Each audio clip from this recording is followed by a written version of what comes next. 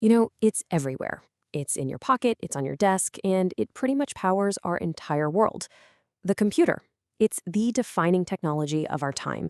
But the story of how we got from, counting on our fingers to commanding supercomputers with just a swipe, well, that story is probably not what you think. Let's get into it. So what if I told you that the very first computer wasn't a machine at all? Check out this quote from way back in 1613. It gives us a wild clue. The word computer, it originally meant a person, a human being whose actual job it was to sit and do calculations all day. For centuries, computer was a job title, not a box of wires. So, how in the world did we get from a person who calculates to this modern definition we all know, a programmable machine?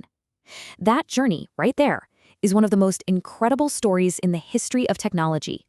And it shows you that the goal has always been the same, to compute things faster and better. The tools just got a whole lot more powerful.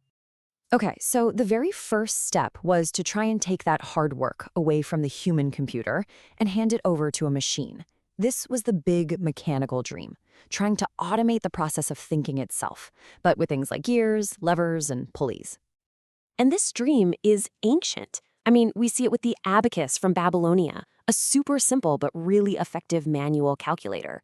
We see it in the ridiculously complex Antikythera mechanism from ancient Greece, basically an analog star chart computer. But the real leap forward, that came in the 19th century. And this dream really hit its peak with a guy named Charles Babbage, who a lot of people call the father of the computer. His analytical engine, which he designed back in the 1830s, was just visionary. It had a logic unit, it had memory, it had control flow, literally all the key parts of a modern computer. You could even program it using punched cards. The only problem? He was 100 years ahead of his time, and the technology just wasn't there to actually build the thing. So that mechanical dream kind of stalled out until a brand new force came along: electricity. The 20th century saw this massive shift away from clanking gears to the silent, lightning-fast flow of electrons. This changed everything. And this was the birth of that new era. Say hello to ENIAC, the first electronic general-purpose computer. And this thing was an absolute monster. It weighed 30 tons and filled a huge room. Its brain was made of 18,000 super fragile, heat-gushing vacuum tubes. And to program it? Oh, you didn't type code. You had to physically rewire the machine by moving cables and flipping switches, almost like a telephone operator for a giant metal brain. It was a huge leap for sure, but it had some serious limits. The real breakthrough, the invention that changed the game, was the transistor. A vacuum tube was big, it was a power hog, and it was super unreliable. But the transistor, invented over at Bell Labs, was the total opposite. It was tiny, it was efficient, and it was incredibly reliable.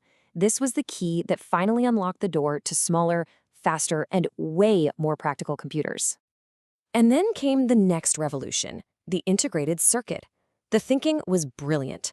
Why bother building a circuit with thousands of individual little transistors when you could just print the entire thing, transistors, wiring, all of it, onto one single tiny chip of silicon?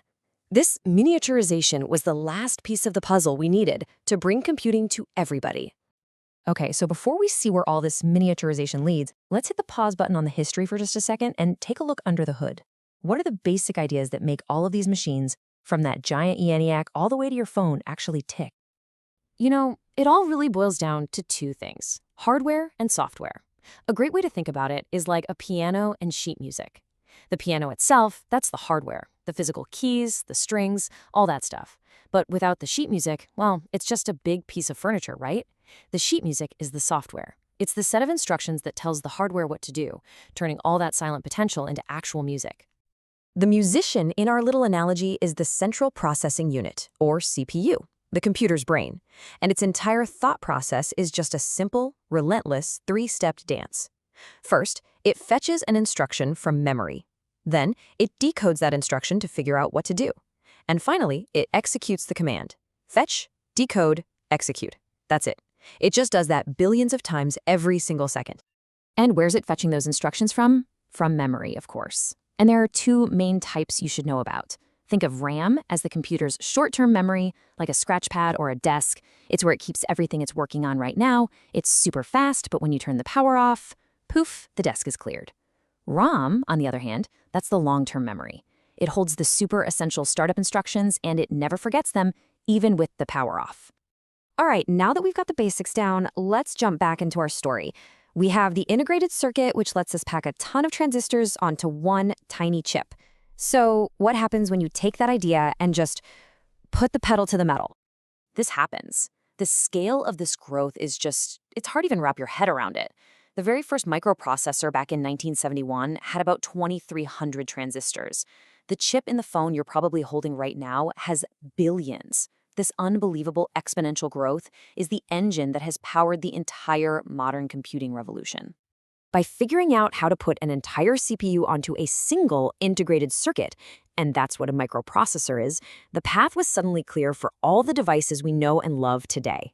The room-sized ENIAC could now literally fit on the tip of your finger, and that led directly to the personal computer, the laptop, and, yep, the smartphone. And this really shows you just how far we've come. Today's devices don't just have a microprocessor. They have what's called a system on a chip, or SoC. It's not just a CPU. It's an entire computer system with memory, graphics, the whole shebang, all on one piece of silicon. Just think about that for a second. The computer in your pocket is hundreds of thousands of times more powerful than that 30-ton behemoth that started the entire electronic age. It's incredible. So there you have it. We went from human clerks calculating things by hand to mechanical engines of clanking gears to room-sized electronic brains and finally all the way to supercomputers that fit right in the palm of your hand. This fundamental quest to automate calculation has completely reshaped our world. The only question left is, what's the next leap going to look like?